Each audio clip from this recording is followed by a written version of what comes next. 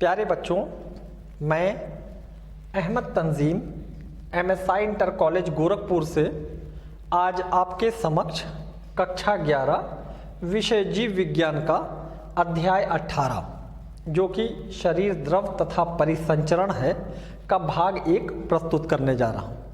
बच्चों, अपने इस अध्याय में हमको शरीर द्रव का आइडिया लेना है, देखना है शरीर द्रव कौन कौन से हैं, उनके कंपोनेंट्स और कार्यों के बारे में जानना है और साथ ही हमको उनके परिसंचरण के बारे में पढ़ना होगा। बच्चों, अध्ययन की सुविधा हेतु हमने अपने इस अध्याय को कुछ मुख्य बिंदुओं में बांट रखा है। आइए उन मुख्य बिंदुओं को पहले देख लेते हैं। हमने अपने इस अध्याय को 2 भागों में बांट लिया है और आज का जो हमारा वीडियो है ये भाग 1 है। भाग 1 में आज हमको रुधिर के बारे में जानना है, देखना है रुधिर क्या होता है, इनके कंपोनेंट्स के बारे में देखना होगा, इनके कार्यों के बारे में देखना होगा। साथ ही भाग 1 में ही हमको रक्त स्कंदन यानी ब्लड क्लॉटिंग के बारे में देखना है, इसकी मैकेनिज्म को पढ़ना होगा और जो मनुष्यों में अलग अलग रक्त समूह यानी ब्लड ग्रुप पाए जाते हैं उनका निर्धारण किस प्रकार होता है इसका आइडिया लिया जाएगा। और भाग 1 के अंत में हम ऊतक द्रव तथा लसिका के बारे में जानेंगे यानी टिश्यू फ्लूइड एंड लिम्फ। बच्चों, जब हम भाग 2 यानी अगले वीडियो को देखेंगे तो अगले वीडियो में हम मानव परिसंचरण तंत्र यानी ह्यूमन सर्कुलेटरी सिस्टम को जानेंगे और साथ ही हम हृदय, जो मनुष्य का हृदय है, इसकी डिटेल स्टडी करेंगे और हृदय चक्र यानी जो कार्डियक साइकिल है इसका आइडिया लिया जाएगा। और भाग 2 में हम विद्युत हृदय लेख यानी इलेक्ट्रोकार्डियोग्राफ इसके बारे में जानेंगे और भाग 2 के अंत में हम द्विसंचरण, हृदय क्रिया का नियमन और परिसंचरण की कुछ विकृतियों के बारे में जानेंगे। तो बच्चों, आइए आज सबसे पहले अपना भाग 1 शुरू करते हैं। सबसे पहले बात करते हैं शरीर द्रव की। बच्चों, हमारे शरीर के ऊतकों जो कि कोशिकाओं से बने हैं, इनको सुचारू रूप से कार्य करने हेतु ऑक्सीजन, पोषण या अन्य आवश्यक पदार्थों की आवश्यकता होती है और ये पदार्थ इनको उपलब्ध होने चाहिए। साथ ही इनमें जो अपशिष्ट या हानिकारक पदार्थ बनेंगे जैसे कार्बन डाइऑक्साइड, इनका भी लगातार निष्कासन आवश्यक होता है। अतः इन पदार्थों का कोशिकाओं तक से चलन हेतु एक प्रभावी क्रियाविधि का होना आवश्यक है। बच्चों, यदि हम प्राणियों के विभिन्न वर्गों में देखें तो हमको इस अभिगमन के विभिन्न तरीके दिखाई देंगे। जैसे अगर हम सरल प्राणियों जैसे स्पंज या सीलेंट्रेट इनको देखें तो इनमें बाहर का जल शरीर की गुहा में प्रवाहित होता है और प्रत्येक कोशिका के साथ पदार्थों का आदान प्रदान करता है। जबकि यदि हम उच्च प्राणियों को देखें जैसे मनुष्य, तो इनमें पदार्थों के परिवहन के लिए एक सिस्टम, एक तंत्र पाया जाता है जिसे परिसंचरण तंत्र या सर्कुलेटरी सिस्टम कहते हैं और इस तंत्र में एक दैहिक तरल शरीर में प्रवाहित होता है। वो दैहिक तरल कौन है? वो दैहिक तरल है रक्त तथा लसिका। रक्त इस उद्देश्य से काम आने वाला सर्वाधिक सामान्य तरल है तथा लसिका ये भी कुछ विशिष्ट पदार्थों का परिवहन में सहायक होती हैं। बच्चों, जो हमारा रुधिर परिसंचरण तंत्र है जिसमें रुधिर बह रहा है, इनके 3 भाग होते हैं। पहला रुधिर जो एक विशेष प्रकार का ऊतक है, कनेक्टिव टिश्यू है और ये प्लाज्मा तथा संगठित रचनाओं से बना होता है। दूसरा हृदय जो एक संकुचनशील अंग है जो रक्त को पूरे शरीर में पंप कर रहा है। और तीसरा रुधिर वाहिनियां जिनसे होकर रुधिर पूरे शरीर में बह रहा है या संचरण कर रहा है। बच्चों, हम अपने इस भाग 1 में आज रुधिर के बारे में डिटेल में पढ़ेंगे और हृदय तथा रुधिर वाहिनियों के बारे में भाग 2 में देखेंगे। बच्चों, आइए अब बात करते हैं रुधिर की। रुधिर ये एक विशेष प्रकार का ऊतक है जिसमें निम्न रचनाएं पाई जाती हैं। कौन कौन सी? पहला प्लाज्मा। प्लाज्मा ये रक्त के आयतन का 55 से 60% भाग बनाता है और ये एक हल्के पीले रंग का गाढ़ा तरल है और इसमें 90 से 92% जल और शेष घुलनशील पदार्थ पाए जाते हैं 8 से 10% जैसे प्रोटीन्स, शर्करा, वसा, अकार्बनिक पदार्थ।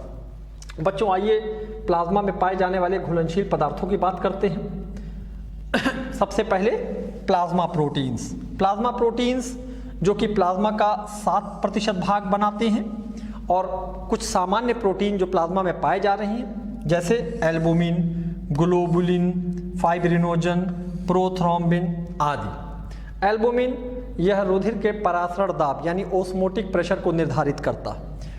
ग्लोबुलिन इसका उपयोग शरीर के प्रतिरक्षा तंत्र में होता है। फाइब्रिनोजन तथा प्रोथ्रोम्बिन यह रुधिर का थक्का जमाने के लिए आवश्यक होते हैं, और इस प्रक्रिया को हम इसी भाग में आगे देखने जा रहे हैं।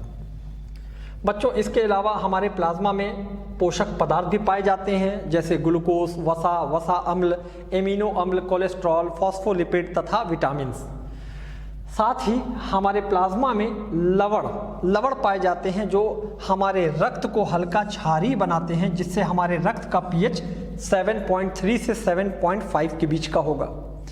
ये लवण सोडियम, पोटेशियम, कैल्शियम, आयरन, इनके क्लोराइड्स, कार्बोनेट्स, सल्फेट तथा फॉस्फेट्स होते हैं। इसके अलावा हमारे प्लाज्मा में उत्सर्जी पदार्थ भी पाए जाते हैं जैसे यूरिया, यूरिक अम्ल, अमोनिया, एमिनो अम्ल आदि।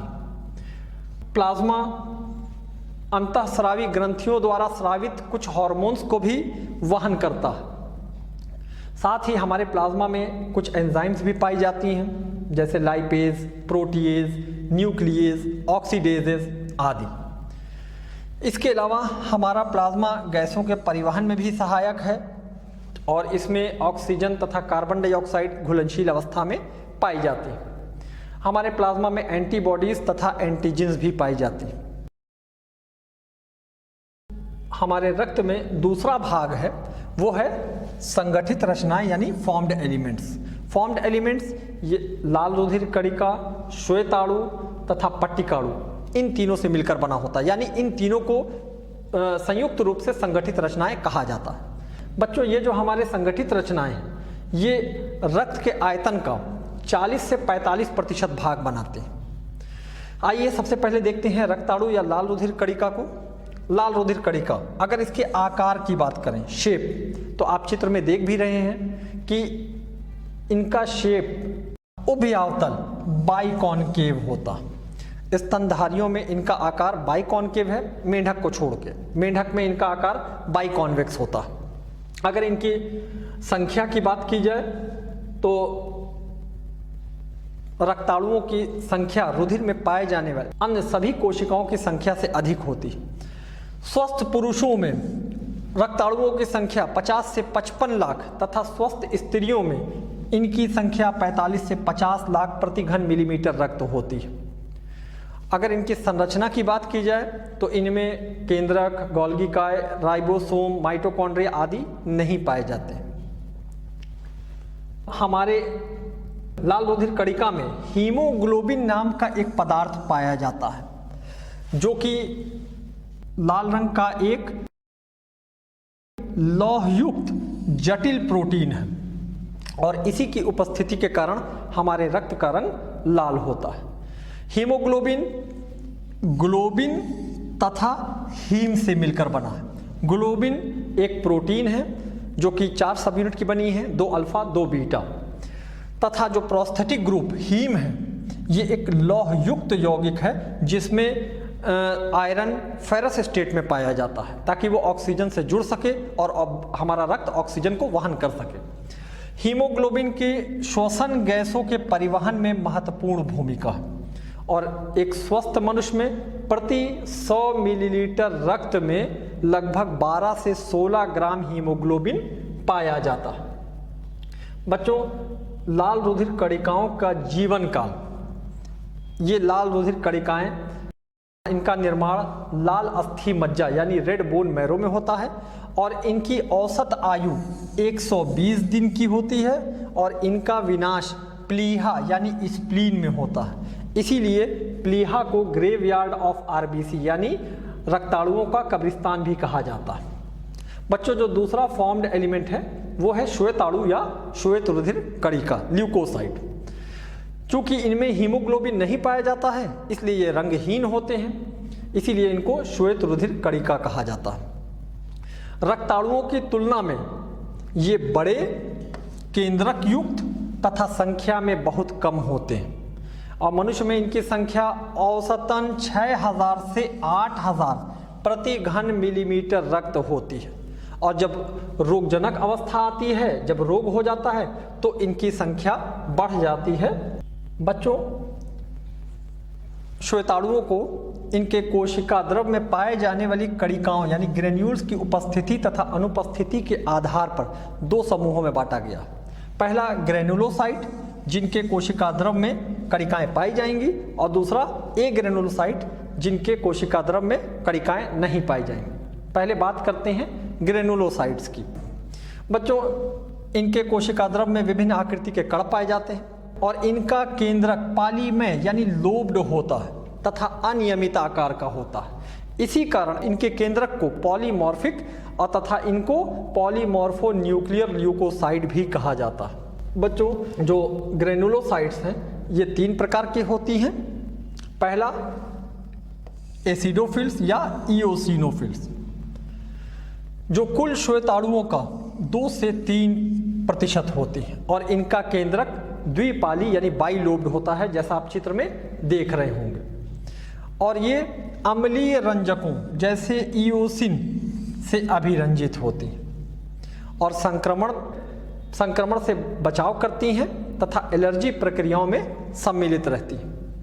दूसरे प्रकार का जो ग्रेनुलोसाइट है वो बेसोफिल्स, जो कि संख्या में सबसे कम होती है, 0.5 से 1%। इनका केंद्रक लंबा तथा एस आकार का होता है और ये क्षारीय रंजक जैसे मेथिलीन ब्लू से अभिरंजित होती है। बेसोफिल्स ये हिपेरिन, हिस्टामीन, सीरोटोनिन आदि का स्राव करती हैं और शोधकारी क्रियाओं में सम्मिलित होती हैं। तीसरे प्रकार का जो श्वेताणु है वो न्यूट्रोफिल या हेटेरोफिल, जो संख्या में सबसे अधिक होती है, 60 से 65%।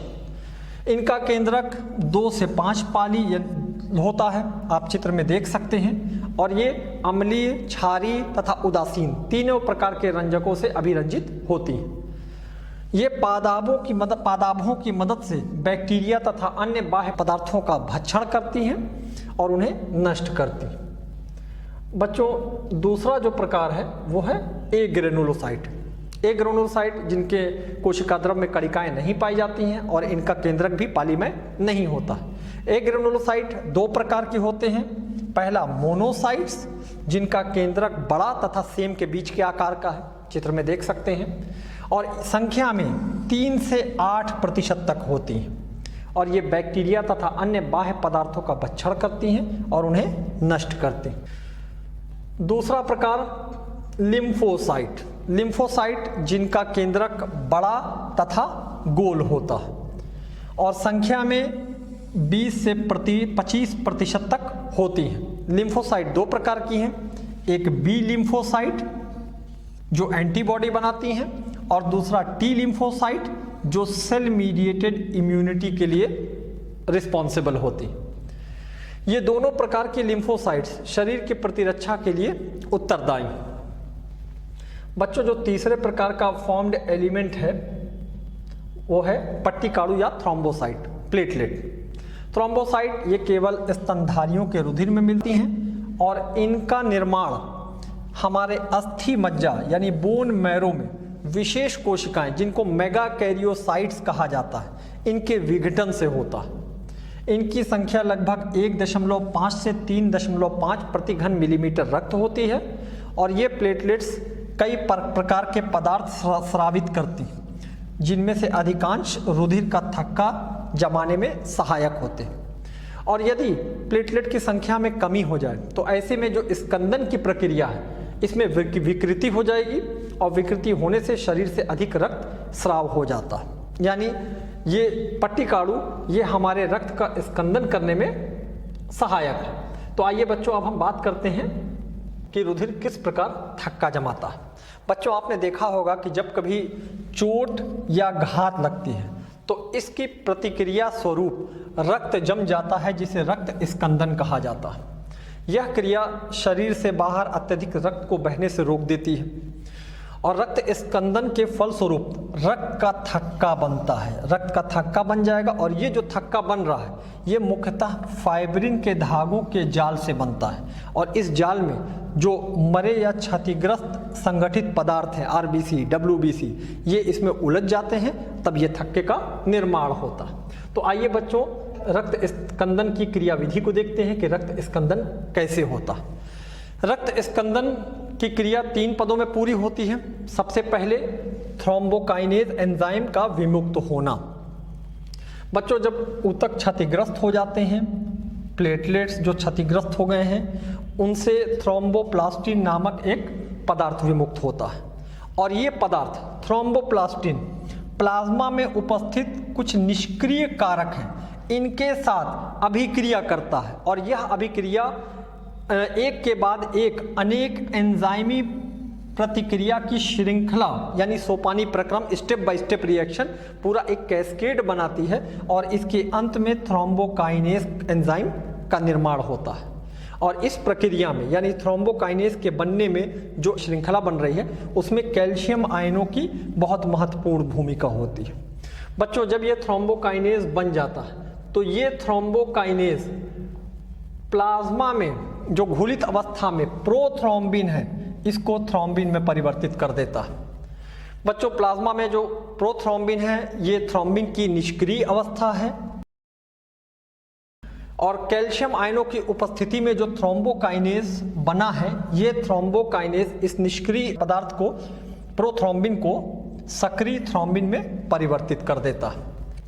तीसरा चरण जिसमें फाइब्रिनोजिन का फाइब्रिन में परिवर्तन। बच्चों ये जो थ्रोम्बिन बना है ये थ्रोम्बिन फाइब्रिनोजिन से अभिक्रिया करेगा। फाइब्रिनोजिन ये प्लाज्मा की घुलनशील प्रोटीन है जो हमने प्लाज्मा में देखा भी था। और अभिक्रिया करने के पश्चात ये एक अविलेय फाइब्रिन तंतु का निर्माण करता है। और ये तंतु बढ़ते चले जाते हैं जिससे ये जाल बना लेते हैं। और इस जाल में संगठित पदार्थ उलझ जाते हैं और थक्के का निर्माण होता है। तो इस प्रकार रुधिर का थक्का बनता है। बच्चों आइए अब बात करते हैं रक्त समूह, जिसको सन 1902 में कार्ल लैंडस्टीनर ने निर्धारित किया था। कार्ल लैंडस्टीनर ने पता लगाया था कि सभी मनुष्यों के रुधिर समान नहीं होते हैं और लाल रुधिर कणिकाओं की सतह पर, सरफेस पर और साथ ही प्लाज्मा में कुछ प्रोटीन मिलते हैं। और इन प्रोटीन के आधार पर मानव रुधिर का समूहीकरण 2 मुख्य प्रकार से, कैसे एबीओ समूह तथा आरएच समूह से किया जाता है। तो आइए बच्चों पहले बात करते हैं एबीओ समूह की। लाल रुधिर कणिकाओं की सतह पर 2 प्रकार के प्रतिजन ए तथा बी ये पाए जाते हैं और इनकी उपस्थिति या अनुपस्थिति के आधार पर रक्त समूह का निर्धारण होता है, एबीओ सिस्टम का निर्धारण होता है। कैसे? यदि किसी व्यक्ति में ए एंटीजन पाया जाए, उसके आरबीसी यानी लाल रुधिर कणिकाओं के सरफेस पर अगर ए एंटीजन पाया गया तो उसके ब्लड ग्रुप को ए ग्रुप कहा जाएगा। यदि किसी व्यक्ति के आरबीसी के सरफेस पर बी एंटीजन पाया गया तो उसको बी ग्रुप कहा जाएगा। यदि किसी व्यक्ति के आरबीसी के सरफेस पे ए एंटीजन तथा बी एंटीजन दोनों पाया जाए तो इस व्यक्ति के ब्लड ग्रुप को ए बी ग्रुप कहा जाएगा। और यदि किसी व्यक्ति के आरबीसी के सरफेस पे कोई भी एंटीजन ना पाया जाए तो इसको ओ ग्रुप कहा जाएगा। इस प्रकार ये लाल रुधिर कणिकाओं की सतह पर जो प्रतिजन है, एंटीजन है ए और बी, ये रक्त के समूहों का निर्धारण कर रहे हैं। इसी प्रकार विभिन्न व्यक्तियों के प्लाज्मा में इन्हीं प्रतिजनों के विरुद्ध, किसके विरुद्ध? ए के विरुद्ध तथा बी के विरुद्ध कुछ प्राकृतिक प्रतिरक्षी या एंटीबॉडी पाए जाते हैं। ए के विरुद्ध प्लाज्मा में एंटी ए तथा बी के विरुद्ध प्लाज्मा में एंटी बी पाए जाते हैं। और इन्हीं को देखते हुए रक्त का आदान प्रदान कराया जाता है। यदि एंटीजन ए और एंटीबॉडी ए एक साथ आ गए तो रक्त का स्कंदन हो जाएगा। इसी प्रकार एंटीजन बी और एंटीबॉडी बी अगर एक साथ आ गए तो रक्त का स्कंदन हो जाएगा। बच्चों ये जो टेबल यहाँ बना है ये रक्त समूह को दर्शा रहा है और रक्तदाता सुयोग्यता को दिखा रहा है। आइए इसकी सहायता से हम रक्त के आदान प्रदान की क्रिया को समझते हैं। बच्चों, एक ए ग्रुप का व्यक्ति, इसके अंदर जो आरबीसी है उसमें ए एंटीजन पाया जा रहा है और ये उसी व्यक्ति को रक्त दे सकता है जिसके अंदर एंटी ए ना पाया जाए, क्योंकि यदि ए और एंटी ए मिल जाएगा तो रक्त का स्कंदन हो जाएगा। इस प्रकार ए ग्रुप वाला व्यक्ति ए ग्रुप को रक्त दे सकता है। ए ग्रुप का व्यक्ति बी ग्रुप को रक्त नहीं दे सकता है। क्यों? क्योंकि ए एंटीजन बी ग्रुप वाले के एंटी ए से अभिक्रिया करेगी और रक्त का स्कंदन हो जाएगा। इसी प्रकार ए ग्रुप का व्यक्ति ए बी ग्रुप को रक्त दे सकता है, क्योंकि एंटीजन ए के विरुद्ध ए बी ग्रुप में कोई भी एंटीबॉडी उपस्थित नहीं है। और ए ग्रुप का व्यक्ति यदि ओ ग्रुप को अपना रक्त देता है तो ऐसे में एंटी ए के साथ अभिक्रिया होगी और रक्त का स्कंदन हो जाएगा, यानी ए ग्रुप वाला व्यक्ति ओ ग्रुप वाले को भी रक्त नहीं दे सकता। इस प्रकार अगर बी ग्रुप की बात किया जाए तो बी ग्रुप का व्यक्ति जिसमें बी एंटीजन पाया जा रहा है, यदि ये व्यक्ति ए ग्रुप वाले को रक्त देता है तो ऐसे में एंटी बी और बी एक साथ आ जाएंगे और रक्त का स्कंदन हो जाएगा। बी ग्रुप का व्यक्ति बी ग्रुप वाले को रक्त दे सकता है। यदि बी ग्रुप जिसके अंदर बी एंटीजन पाया जा रहा है ये ए बी ग्रुप को रक्त देता है, तो चूंकि ए बी ग्रुप में कोई भी एंटीबॉडी उपस्थित नहीं है इसलिए ये रक्त दे सकता। और यदि बी ग्रुप वाला व्यक्ति ओ ग्रुप वाले को रक्त देता है तो ऐसे में बी और एंटी बी एक साथ आ जाएंगे और जिससे रक्त जम जाएगा। तीसरा जो ग्रुप है ए बी ग्रुप, अगर इसको देखा जाए तो इसमें ए और बी दोनों एंटीजन मौजूद हैं। यदि ये ग्रुप ए ग्रुप को रक्त देता है तो एंटी बी और बी साथ आ जाएंगे, रक्त का आदान प्रदान नहीं हो सकता। यदि ए बी ग्रुप वाला बी ग्रुप को रक्त देता है तो एंटी ए और ए एक साथ आ जाएंगे और ब्लड क्लॉट हो जाएगा, यानी ये इसको भी रक्त नहीं दे सकता है। ए बी ग्रुप वाला अपने आप को रक्त दे सकता है क्योंकि इसके अंदर प्लाज्मा में कोई भी प्रतिरक्षी उपस्थित नहीं है। और ए बी ग्रुप वाला अगर ओ ग्रुप को रक्त देता है तो ऐसे में ए के समक्ष एंटी ए और बी के समक्ष एंटी बी उपस्थित होगा जिससे रक्त जम जाएगा, तो ये ओ को भी रक्त नहीं दे सकता है। और यदि ओ ग्रुप की बात किया जाए तो ओ ग्रुप चूंकि इसके अंदर कोई भी एंटीजन उपस्थित नहीं है इसलिए ये यदि ए ग्रुप को रक्त देता है तो कोई अभिक्रिया नहीं होगी, रक्त दे सकता है। बी ग्रुप को यदि ये रक्त देता है तो भी कोई अभिक्रिया नहीं होगी, ये बी ग्रुप वाले को भी रक्त दे सकता है। ए बी ग्रुप को अगर रक्त देना हुआ तो यहाँ पर प्रतिरक्षी भी नहीं है और इसके अंदर एंटीजन भी नहीं है, तो यहाँ पे भी ये रक्त दे सकता है। साथ ही ये अपने आप को भी रक्त दे सकता है। तो इस प्रकार अगर देखा जाए तो ए बी सर्वग्राही है, ये सबसे रक्त ले सकता है, ए बी से भी, ए से भी, बी से भी और ओ से भी। जबकि ओ सर्वदाता है, ये सबको रक्त दे सकता है परंतु केवल ये ओ से ही ले सकता है। जबकि ए ग्रुप केवल ए से और ओ से रक्त ले सकता है और बी ग्रुप ये केवल बी ग्रुप वाले व्यक्ति से और ओ ग्रुप वाले व्यक्ति से रक्त ले सकता है। बच्चों, जो दूसरा सिस्टम है वो है आरएच सिस्टम, यानी आरएच समूह।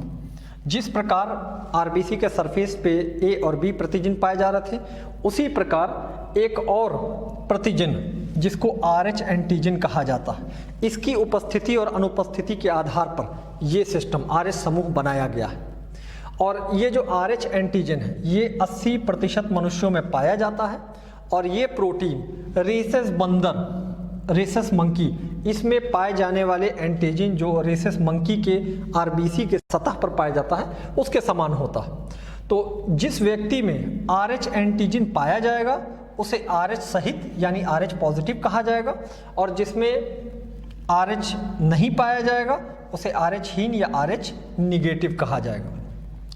और यदि आरएच हीन व्यक्ति के रक्त को RH सहित व्यक्ति के रक्त के साथ मिलाया जाए तो RH हीन व्यक्ति में RH प्रतिजन के विरुद्ध विशेष प्रतिरक्षी बन जाते हैं।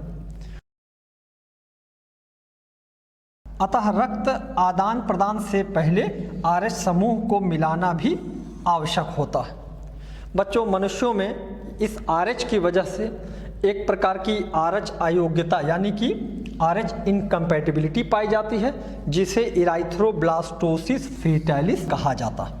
आइए हम बात करते हैं इराइथ्रोब्लास्टोसिस फेटालिस की। इराइथ्रोब्लास्टोसिस फेटालिस ये एक प्रकार के RH अयोग्यता है, इनकम्पैटिबिलिटी है RH की, जो कि एक गर्भवती माता जो RH निगेटिव है तथा भ्रूण जो RH पॉजिटिव है इसके बीच में पाई जाती है।